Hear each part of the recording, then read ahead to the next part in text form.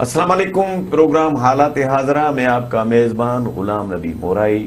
ناظرین، اس پروگرام میں حالات حاضرہ پہ بات کرتے ہیں، وہ چاہے ملکی ہو یا غیر ملکی، اور حسب معمول ملک کے دانشور اور تجزیہ کار سید مبلا شاہ صاحب ہمارے ساتھ موجود ہوتے ہیں۔ شاہ صاحب السلام علیکم۔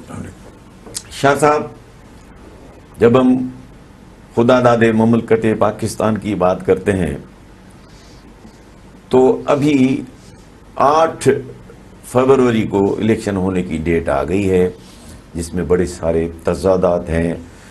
سپریم کورٹ، اسلام آباد ہائی کورٹ سب کہتی ہیں کہ یہ آئین کے مطابق تو نومبر میں ہونی تھی الیکشنز، کیونکہ 90 ڈیز کے اندر ہونی تھی۔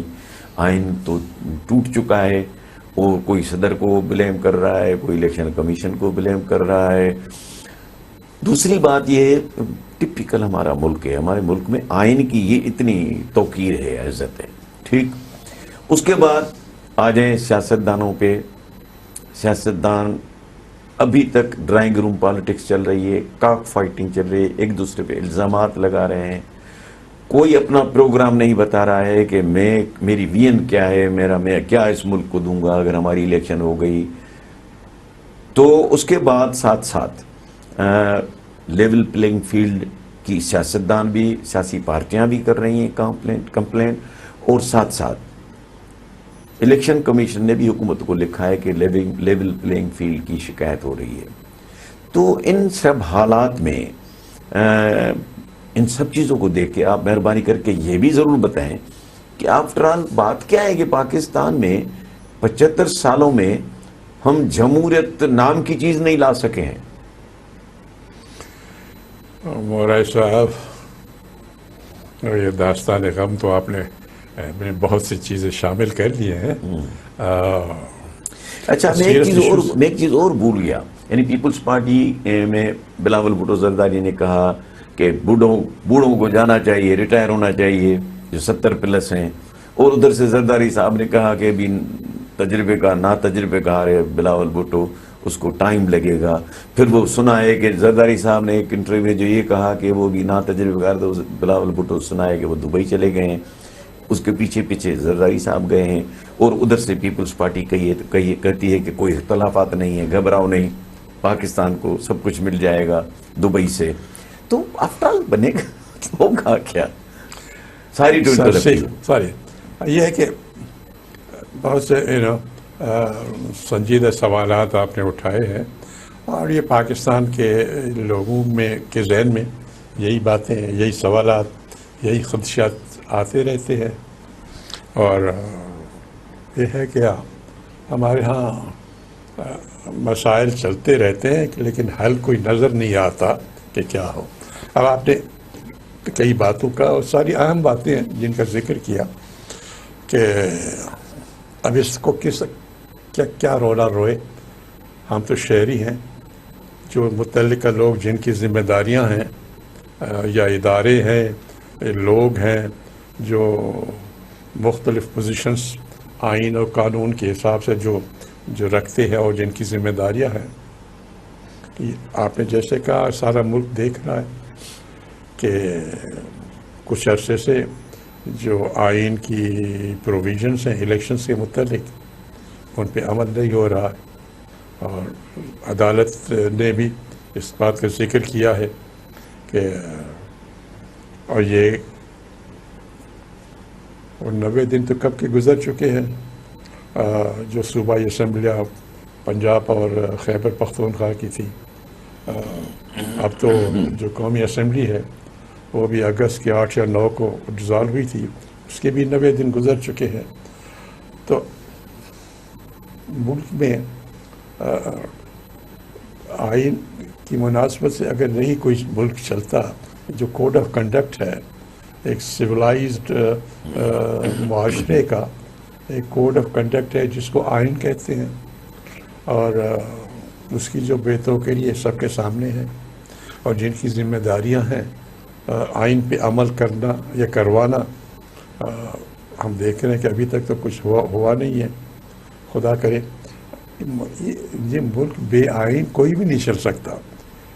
جو بھی آئین ہے اس پہ آپ کو عمل تو ہونا چاہیے، اور کہ بے آئینی کی وجہ سے یہ جو آپ نے مسائل کا جو باقیوں کا ذکر کیا نا، اب اگر ڈرائنگ روم پالیٹکس ہو رہی ہے تو آئین تو کہتا ہے نا کہ حق کے حکمرانی عوام کا ہے نا. جب الیکشنز ہی آئین کے مطابق نہیں ہوگی تو یہ جو عوام ہے ان سے کون پوچھے گا کہ بھائی آپ کس کو چاہتے ہیں حکمرانی کا حق دینا یا نہیں دینا؟ یا پھر آپ شکایت جو آپ کہہ رہے ہیں کہ اس ملک میں جمہوریت 75 سال سے نہیں ہوئی، کتنی شرمندگی کی بات ہے. جو ہمارے ساتھ دوسرے ممالک آزاد ہوئے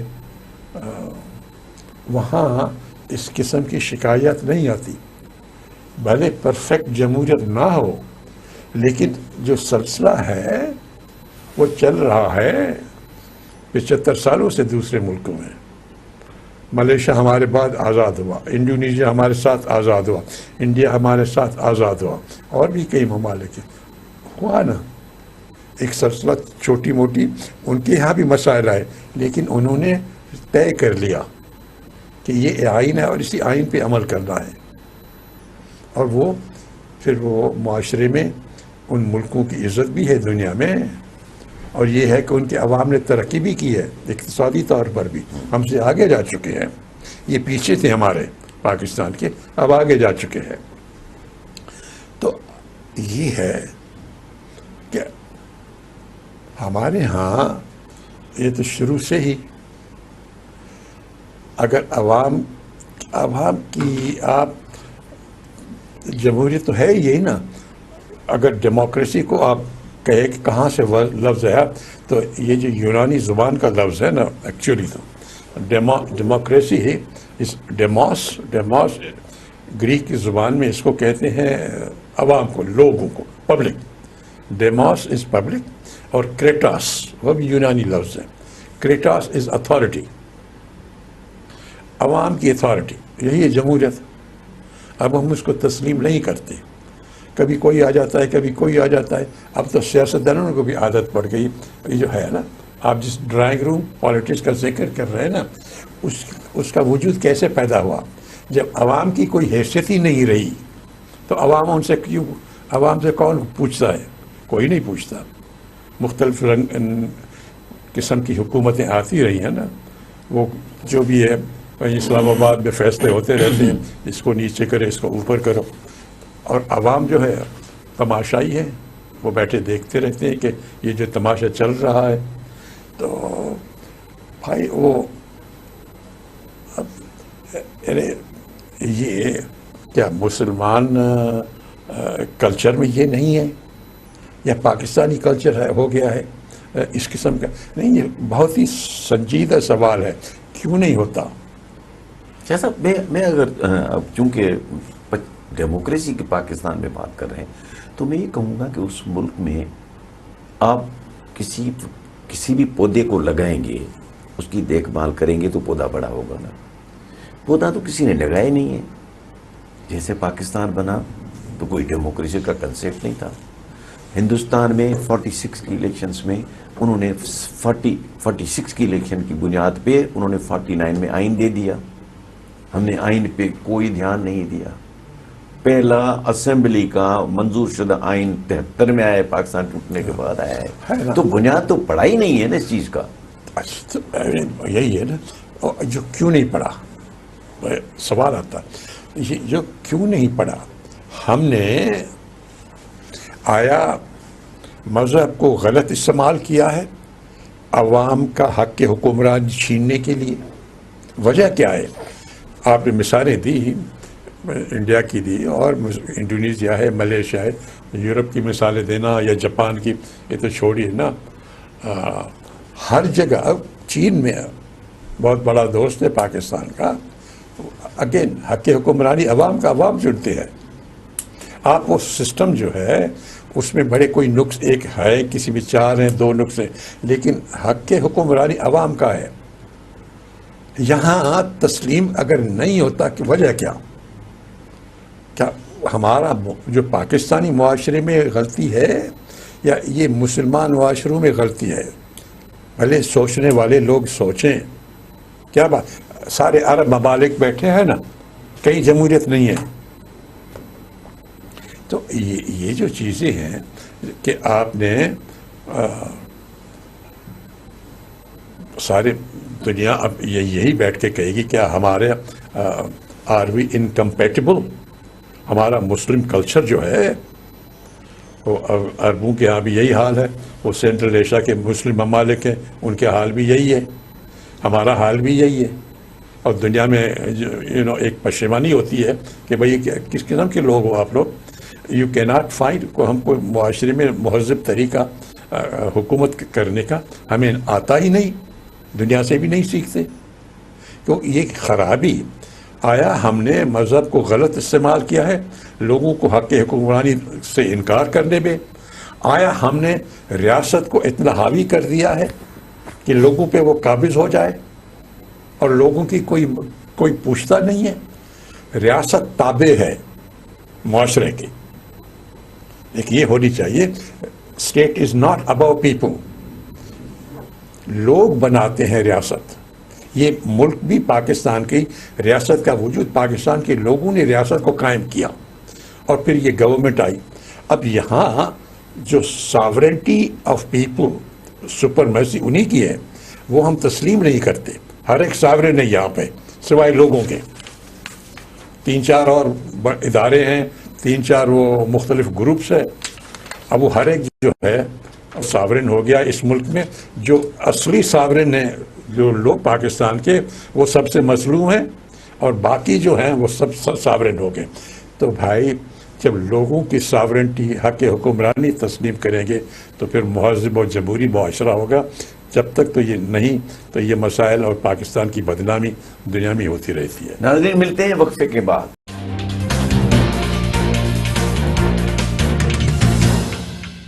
ویلکم بیک. شاہ صاحب آپ کا اب سبجیکٹ آپ کا آ رہا ہے پرائیویٹائزیشن آف اسٹیٹ انٹرپرائز. اس پہ حکومت پاکستان کہتی ہے کہ اگلے ہفتے تک انشاءاللہ خوشخبری ملے گی. اب خوشخبری کے 2-3 طریقے ہیں. ایک تو خوشخبری یہ ہے کہ بھئی اللہ کرے جان چھوٹ گئی, یہ ادارے بک گئے, اونے پونے بک گئے. دوسری خوشخبری یہ ہے کہ جو پچھلا ایکسپیرینس ہے کے ای سی کے پرائیویٹائزیشن کا, پی ٹی سی ایل کے پرائیویٹائزیشن کا اور اداروں کے جس میں پیسے ڈالنے والے باہر سے جنہوں نے پیسے ڈالے وہ امیر ہو گئے اور یہاں 2-4% 10% 15% کمیشن لینے والے بھی خوش ہو گئے, ملک غریب ہو گیا. تو اب یہ آپ کا چونکہ سبجیکٹ ہے, آپ رہے بھی ہیں اس پرائیویٹائزیشن بورڈ پہ, کمیٹی پہ یا انچارج, بلکہ میں تو سمجھتا ہوں you are founder in Pakistan on this subject. تو آپ بتائیں کہ یہ جو پرائیویٹائزیشن کی خوشخبری ہے اس کا مقصد کیا ہے؟ جی بولا صاحب, واقعی سے یہ شروع میں پرائیویٹائزیشن 1989 میں شروع ہوئی تھی اور بے نظیر صاحبہ کی حکومت تھی تو ان کے ساتھ کام کرتا تھا. یہ میری ذمہ تھا یہ کام. اور میں یہ بنیاداً بتاتا چاہوں کہ اس وقت ہم نے اور چونکہ تعلقات بہت اچھے تھے. بے نظیر صاحبہ کے جو برٹش پرائم منسٹر تھی اس زمانے میں مارگریٹ تھیچر, ان کے ساتھ بہت اچھے تعلقات تھے آپس میں. دونوں کی خواتین تھیں, دونوں پرائم منسٹرس بھی تھی. تو بے نظیر صاحبہ نے ان کو ریکویسٹ کی تھی کہ ہم پرائیویٹائزیشن شروع کر رہے ہیں پاکستان میں, کیونکہ مارگریٹ تھیچر نے وہاں پہ شروع کیا تھا یہ کام, تو آپ ہماری ہیلپ پہ کیجئے. تو مارگریٹ تھیچر نے اپنی پرائم منسٹر آفس سے 2 بندے ہمیں بھیجے تھے جو برٹش پرائیویٹائزیشن کو جو صحیح طور پر کر رہے تھے, وہ ڈیل کر رہے تھے. تو انہوں نے اپنے اسٹاف سے 2 بندے ہمیں بھیجے. انہوں نے آ کے یہاں میرے ساتھ کام کیا پاکستان میں تاکہ اس کی بنیاد بنا لے کہ کیا اصول ہونے چاہیے پرائیویٹائزیشن کے تاکہ عوام کو فائدہ ملے, اکانومی کو فائدہ ملے, چند لوگوں کو نہ ملے. بنیاد یہی تھی.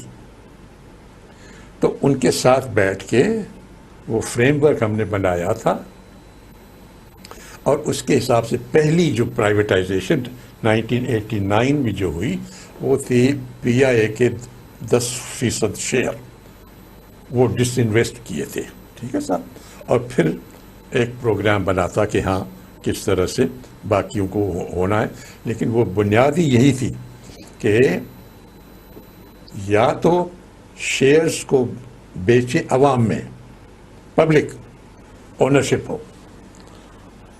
آپ نے 2000 شیئر لے لیے، کسی نے 1000 لے لیا، کسی نے 10,000 لیا، 5,000، عوام میں اونرشپ اسپریڈ آؤٹ کرے بجائے 1 یا 2 کے دینے کے، تو ہوگا کیا کہ ان کی شیئر ہولڈنگ سے ایک تو عوام میں انٹرسٹ بھی پیدا ہوگا، عوام کا اسٹینڈرڈ آف لیونگ جو ہے وہ بھی بہتر ہو جائے گا، اور وہ نظر رکھیں گے اس انٹرپرائز، اس فیکٹری پہ، اس بزنس پہ کہ یہ خراب نہ ہو، شیئر ہولڈرز ہوں گے نا، ان کا انٹرسٹ ہے۔ بنیادی ہمارا یہ اصول تھا، لیکن پاکستان میں جس طرح جمہوریت کا لیبل ہے نا، لیبل وہی رہے، کام الٹ ہوتا ہے۔ پاکستان میں بھی یہی ہوا، ان لوگوں کو شیئرز دینے کے بجائے وہ حکومت تو ڈسمس ہو گئی نا، بے نظیر صاحبہ بنی، تو ہم نے کام جو کیا بنیاداً وہ ہم نے وہ فریم ورک بنایا تھا جو برٹش ایکسپرٹ سے ان کی مدد سے بنایا، شروع کیا بسم اللہ پیری، یہ جو تھی پرائیویٹائزیشن 10% شیئر وہ ڈسٹریبیوٹ ہوئے سب میں، وہی مقصد یہی تھا کہ پرائیویٹائزیشن سے اونرشپ عوام کو دی جائے، یہ اصول تھا اس کا۔ اس کے بعد حکومت ڈسمس ہو گئی، پھر وہ نواز لیگ کی حکومت آ گئی، انہوں نے وہ اس کو الٹ کر دیا، پھر وہ یہ ہو گیا کہ وہ جی یہ فلانی چیز جو ہے یہ بینک فلانے کے پرائیویٹائز ہو گئی الف بے کے نام پہ، یہ چیز فلاں کے نام پہ ہو گئی، یہ فیکٹ جو تھی مطلب کہ اسٹیٹ اوڈ انٹرپرائزز جو تھے پبلک کے پیسے سے بنے تھے نا، تو اگر پرائیویٹائز کرنا ہے تو پبلک کو شیئر ہولڈنگ دو، بجائے اس کے کہ اپنے یار دوست یا الف بے کو دے دو، ٹرانسپیرنسی نہیں رہی۔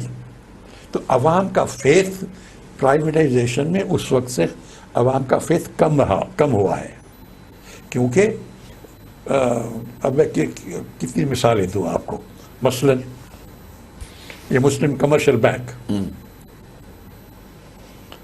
اس میں جو جس کو ملی منشا کو ملی، اب نام نہیں لیتے، نام تو لیکن نہیں، چونکہ ہو چکا ہے تو اس میں نام لینے کی کیا بات؟ مثلا آدم جیز کی تھی نا پہلے، آدم جیز نے بھی کہا تھا کہ جی ہم واپس لینا چاہتے ہیں اصول۔ ایک اور یہاں کے کراچی کے ایک اور پارٹی تھی، ان کی ہائیسٹ بڈ تھی، تو ہائیسٹ بڈ کو نہیں ملی، تو لوگوں کو اس انداز سے، اور بھی آپ اب دیکھ لیجئے، وہ یونائٹڈ بینک تھی، اب وہ یا پی ٹی سی، آپ نے کئی مثالیں دی، لوگوں کا جس طرح مس یوز کیا ہے ہم نے جمہوریت کو، لیبل لگا کے اپنے اس کو الٹ کیا ہے، پرائیویٹائزیشن کا بھی لیبل لگا کے جو اصول پہلے بنے تھے، جو ہم نے بنائے تھے خود میں نے وہاں کے برٹش ایکسپرٹس کے ساتھ مل کے، کہ اس کی اونرشپ جو ہے پبلک میں شیئرز دے دو، تاکہ پھر ان میں انٹرسٹ بھی ہوگا اور مضبوط ہوگا۔ اب وہ رہا نہیں، اب الف یا بے کو جو یار دوست ہیں ان کو نوازا جاتا ہے۔ اب اگر ہوتی ہے تو دیکھیں گے کہ جی ٹرانسپیرنسی اس میں ہوتی ہے، اور کیا ہوتا ہے، بہتر ہوتا کہ اگر وہ جو ہے کہ پبلک میں اونرشپ دے دیں بجائے اس کے کہ کسی ایک کے حوالے کریں۔ شاہ صاحب، اسی ساتھ ساتھ ایک اور بھی سوال اٹھتا ہے کہ سپریم کورٹ نے بحریہ ٹاؤن کے جو پچھلا کیس تھا، جو ان کے پیسے تھے ہمارے پاس 65 ارب، اس میں سے فیصلہ کیا ہے کہ 35 ارب مرکز کو ملے، حکومت پاکستان کو، 30 ارب سندھ حکومت کو ملے، یہ فیصلہ دے دیا ہے، ٹھیک۔ اس کے بعد بحریہ ٹاؤن نے جتنی زمین، سرکاری زمین آکیوپائی کی ہے اور ہزاروں ایکڑوں میں ہے وہ، تو اب یہ بتائیں کہ بحریہ ٹاؤن ایک چھوٹی سی ہاؤسنگ، ایک بلڈر کی حیثیت سے ڈیولپ ہو کے اب اتنا ہو گیا ہے کہ وہ حاوی ہے پالیسیز کے اوپر، اور وہ دہلی سے ملک کے پیسے ابھی تک نہیں دیے، کتنا عرصہ ہوا ہے پیسے پڑے ہوئے ہیں۔ زاویے کو میں دو مختلف زاویوں سے جواب دوں گا آپ کے سوال کو. ایک تو آپ نے کہا کہ 65 ارب جو ہے سپریم کورٹ نے کہا کہ 35 فیڈرل گورنمنٹ کو اور 30 صوبہ سندھ کو. مجھے سمجھ نہیں آ رہی کہ اس کی ڈویژن جو ہوئی کس بیسس پہ ہوئی، کیونکہ زمین جو ہے وہ تو سندھ کی تھی، حکومت کی ہے، سندھ کی صوبے حکومت کچھ نہیں ہوتی، سندھ صوبے میں کوئی حکومت مالک نہیں ہوتی، نہ پاکستان کی حکومت نہ صوبے کی حکومت، لوگوں کی ملکیت ہے. حکومت از این ایجنٹ، حکومت از اے سرونٹ آف پیپل، مالک اس کے زمین کے لوگ ہیں. تو یہ تو سندھ کے لوگوں کی ملکیت تھی نا، تو 65 ارب تو ان کو آنا چاہیے تھے نا جن کی ملکیت تھی. مجھے نہیں سمجھ وجہ پتا، ممکن یہ ریزننگ ہوئی ہوگی جو ججمنٹ دی ہے انہوں نے، لیکن یہ سوال ذہن میں آتا ہے کہ جی یہ زمین جو ہے یہ تو سندھ کی تھی نا، تو یہ اگر اسی زمین کے متعلق یہ پیسے ہیں تو ان کو آنا چاہیے. سمجھ میں نہیں آ رہا کہ ڈویژن کی کیا ہے وجہ. لیکن میں اس بات کو ایک اور بھی زاویے سے دیکھنا چاہتا ہوں جو آپ نے بات کی نا. اب دیکھیے، ہم مختلف وقتوں پہ ذکر کرتے رہتے ہیں پاکستان کی اکانومی کیوں ایکسپینڈ کیوں نہیں ہوتی، پھیلتی کیوں نہیں، نئے روزگار کیوں نہیں نکلتے، نئے جابس کیوں نہیں نکلتے، پاکستان کی ایکسپورٹس کیوں نہیں بڑھتی، ہم مقروض کیوں ہو رہے ہیں بحیثیت قوم. تو مقروض کیسے نہیں ہوں گے بھائی؟ ایکسپورٹس انڈسٹری سے نکلتی ہے نا، ایکسپورٹ ہاؤسنگ سے تو نہیں نکلتی نا. آپ لگژری ہاؤسنگ بناتے جاؤ، ہاں 1 لاکھ آپ نے 10 لاکھ ہاؤسنگ بناتے جاؤ، اس میں سے آپ تو $1 بھی ایکسپورٹ تو نہیں کرو گے نا. تو آپ کی یو آر اپنی اکانومی کو آپ غلط پالیسیز کریں، آپ لوگوں کو متوجہ کریں، ان کو اٹریکشن دیں کہ فیکٹریز میں پروڈکشن میں انویسٹ کریں، نہ کہ کنزمپشن. ہاؤسنگ از اے کنزمپشن. تو ایک تو غلط پالیسی ہے کہ آپ یہ جو آئی تھنک یہ ضیاء الحق صاحب کے زمانے سے ہوا ہے کہ یہ بے تحاشا ہر جگہ سارا ملک ہاؤسنگ سوسائٹی بن گیا ہے. فیکٹریز نہیں لگتی، کارخانے نہیں لگتے، ہاؤسنگ عام کے باغات اور جو زمین ایگریکلچر کے لیے استعمال ہو رہی ہے وہاں سب ہاؤسنگ ہے. ہاں بالکل. اور ادھر بیٹھ کے رونا روتے ہیں کہ جی ایکسپورٹ نہیں بڑھ رہی ہے. بھائی ایکسپورٹ کو آپ انسینٹیو دو گے نا، یہاں پہ آپ کنٹرول کرو اور آپ اس کو پالیسیز میں اٹریکشن دو کہ لوگ وہاں جائے. وہاں مشکل کی ہے آپ نے، اور یہاں آپ نے اٹریکشن دے دی ہے کہ بلیک پیسہ بھی، سب سے زیادہ بلیک پیسہ اسی بھی آتا ہے ہاؤسنگ میں، اور وہ آپ چھوٹ ہے کوئی پوچھتا نہیں. نمبر 2، ہاؤسنگ آپ نے بنانی ہے سارا امیر لوگوں کے لیے، اس میں کوئی بھی غریب لوگ کے لیے کوئی ہاؤسنگ نہیں بنتی، مڈل کلاس کے لیے کوئی نہیں ہے، لو کاسٹ ہاؤسنگ کوئی نہیں ہے. اور بھائی آپ ملک کی وہ کیا بنا رہے ہو یار، ایک تماشا بنا رہے ہیں پالیسیز کا. ایک تو انڈسٹری کی طرف آپ توجہ نہیں دیتے، وہاں انویسٹمنٹ کراؤ بجائے اس کے کہ کنزمپشن، اور کنزمپشن بھی ہائی لگژری، غریب لوگوں کا پھر بھی کوئی نہیں پوچھتا. اس طرح بول کے چلتا ہے. ملتے ہیں وقفے کے بعد ناظرین.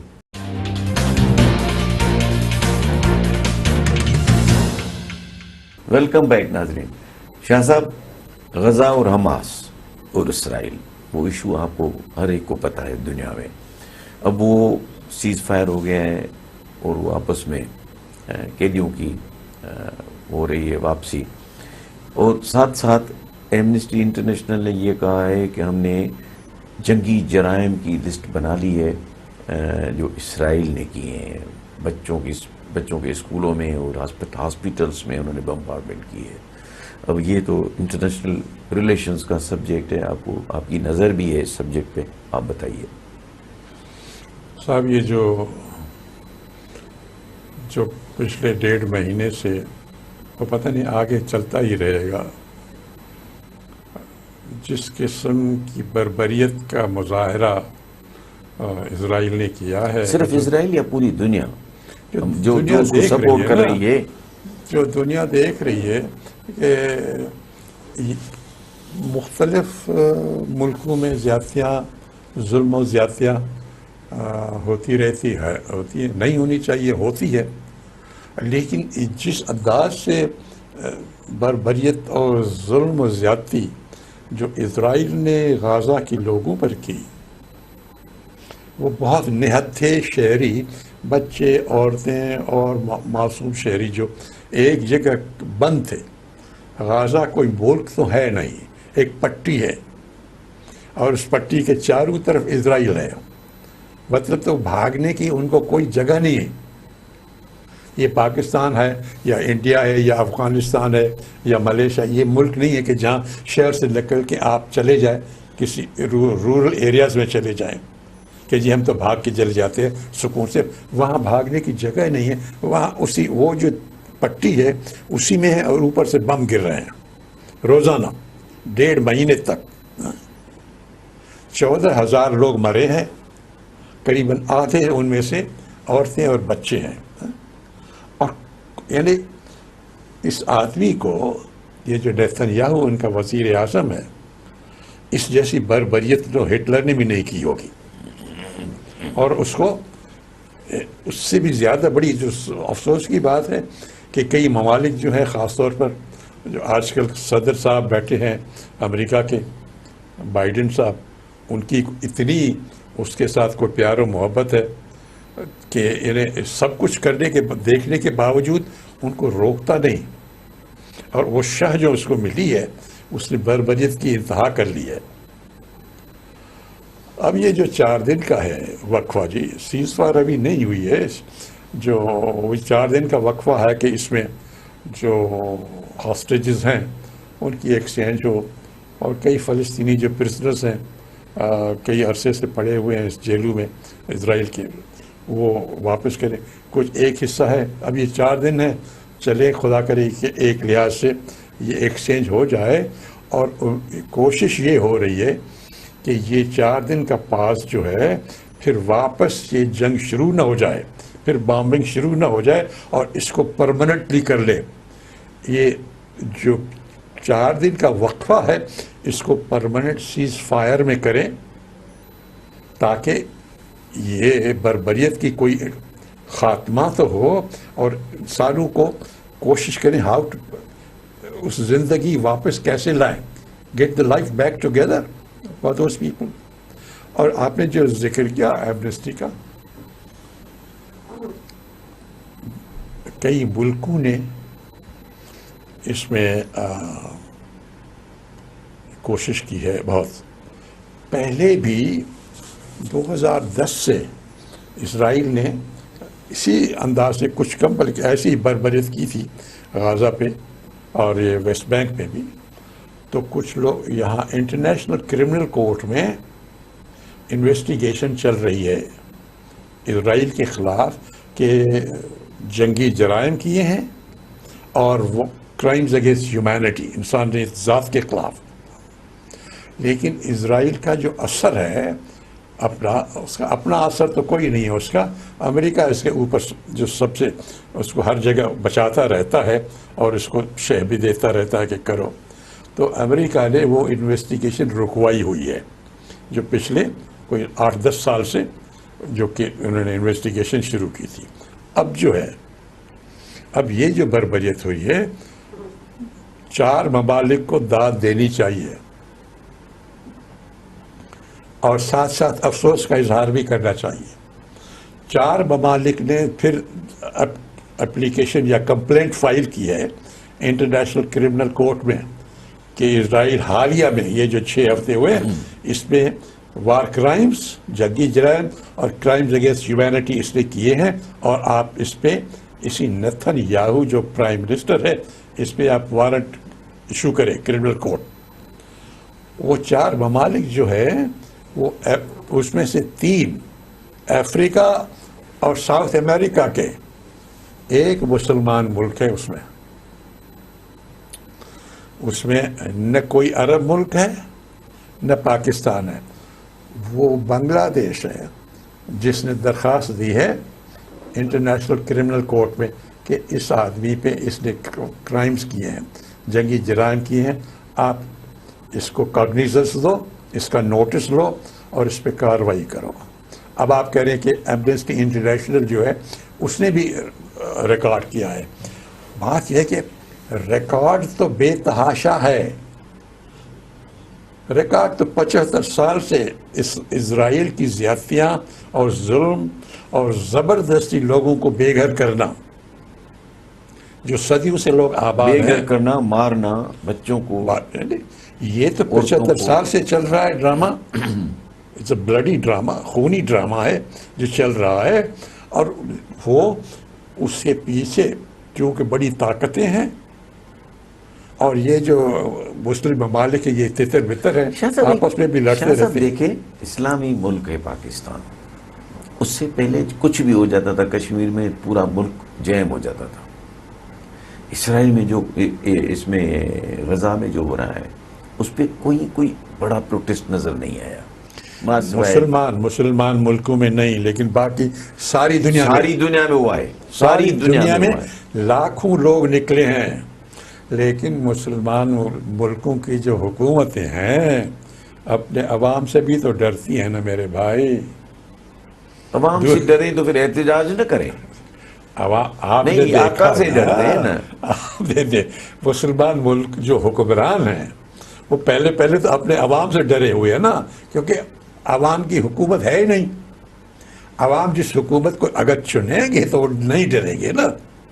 ترکی میں ہو رہا ہے نا، بے تحاشا ہوئے، بڑے زبردست وہاں پہ ہوئے ہیں، پروٹیسٹ ہوئے ہیں، اور لاکھوں لوگوں کا مجمع ہے۔ آپ نے کسی عرب ملک میں نہیں دیکھا ہوگا، ٹھیک ہے نا؟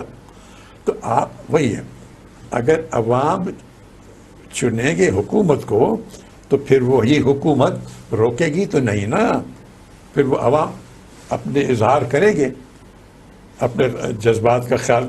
اب یورپ میں ہو رہا ہے نا، حکومت بھلے اسرائیل کی سپورٹ میں ہو، عوام سپورٹ کر رہے ہیں فلسطین اور غزہ کے لوگوں کو۔ واشنگٹن ڈی سی میں ہو رہا ہے، نیو یارک میں ہو رہا ہے، ہر جگہ بڑے شہر میں ہو رہا ہے، لندن امریکن میں ہو رہا ہے۔ یونیورسٹیز میں ہو رہا ہے، وہاں پہ بڑے جھگڑے ہو رہے ہیں۔ اب یعنی دنیا کے جو اور ممالک ہے ان میں وہ کیوں وہ ایشو جو ہے کہ ہیومن رائٹس کا ہے، انسان کی عزت کرو، انسان کے حقوق جو ہیں ان کی رسپیکٹ کرو، یہ وائیولیشن آف ہیومن رائٹس ہیں۔ اس کی وجہ سے باقی ملکوں میں یہ پروٹیسٹ ہو رہے ہیں۔ مسلمان ملکوں میں ہیومن رائٹس کی کوئی عزت ہے؟ نہیں شاہ صاحب، ایک چیز سنیں، چلو جی حکومت کو خوشامد کرنی ہے آقا کی یا جو بھی ہے واٹ ایور، عوام کہاں ہے؟ جو عوام مسجدیں بھری پڑی ہیں، امام بارگاہ بھری پڑی ہیں، آپ دیکھیں تو صحیح ہر جگہ پہ جو ہے وہ تسبیحات میں، اور وہ عوام کہاں ہے؟ مسلمان کہاں ہے پاکستان کا؟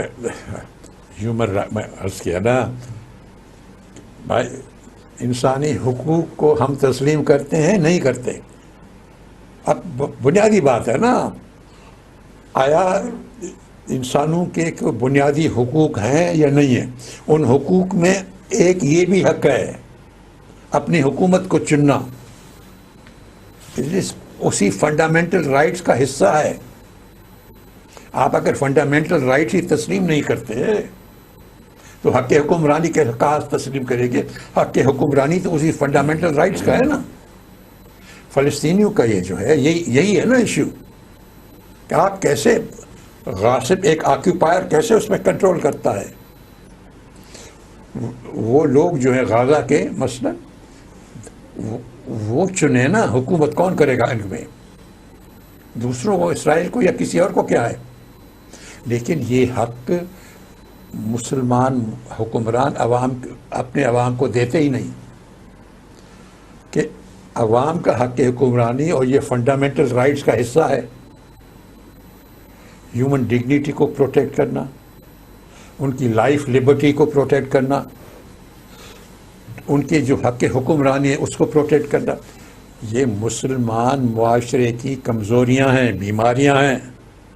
اس وجہ سے آپ مسلمان ملکوں میں یہ ہیومن رائٹس کے سلسلے میں لوگ کہیں آپ کو نظر نہیں آ رہے کیونکہ اس معاشرے میں حکمران اس کو تسلیم ہی نہیں کرتے فنڈامنٹل رائٹس کو. اپنے لوگوں کو ہی فنڈامنٹل رائٹس نہیں دے رہے, ان کو حق حکمرانی نہیں ملتا, ان کی ڈگنیٹی کو پروٹیکشن نہیں ملتا, ان کو رول آف لا نہیں ملتا.